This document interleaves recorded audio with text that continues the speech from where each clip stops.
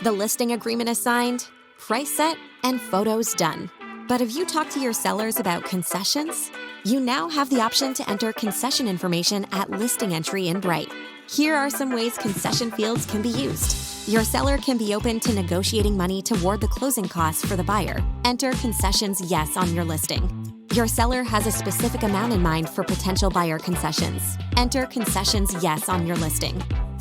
Your seller is set on their price and not interested in offering concessions. Enter concessions no.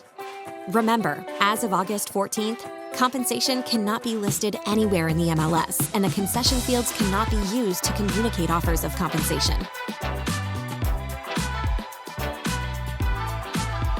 As Bright is responsible for ensuring compliance with the terms of the NAR settlement, we must enforce a zero-tolerance policy for misuse of concession fields.